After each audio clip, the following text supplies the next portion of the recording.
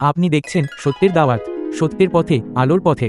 আসসালামু আলাইকুম ওয়া রহমাতুল্লাহ। প্রিয় দর্শক, আপনাদের সবাইকে স্বাগতম জানাচ্ছি সত্যের দাওয়াত চ্যানেলে।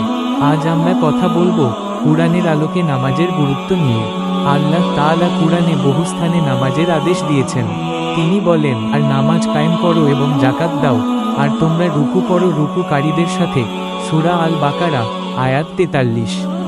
এই আয়াতে আল্লাহ আমাদের নামাজ আদায়ের মাধ্যমে তার প্রতি আনুগত্য প্রকাশ করতে বলেছেন। আল্লাহ তাআলা আরও বলেন, নিশ্চয়ই নামাজ অশ্লীলতা ও অন্যায় কাজ থেকে বিরত রাখে। সূরা আল আনকাবুত, আয়াত 45। অর্থাৎ নামাজ শুধু ইবাদত নয়, এটি আমাদের চরিত্রকে পরিশুদ্ধ করে, মন্দ কাজ থেকে দূরে রাখে এবং হৃদয়ে তাকওয়া জাগায়। আল্লাহ বলেন, নিশ্চয়ই আমি আল্লাহ, আমার ছাড়া কোনো উপাস্য নেই। অতএব তুমি আমার ইবাদত করো এবং নামাজ কায়েম করো আমার স্মরণের জন্য। সূরা তওহা, আয়াত 14। এই আয়াতে আল্লাহ স্পষ্টভাবে বলেছেন, নামাজ হলো তার স্মরণ করার শ্রেষ্ঠ উপায়। যে নামাজ পড়ে সে আসলে আল্লাহর স্মরণে থাকে। আল্লাহ তাআলা তার নবী ইব্রাহিম এর দোয়াও আমাদের শোনান।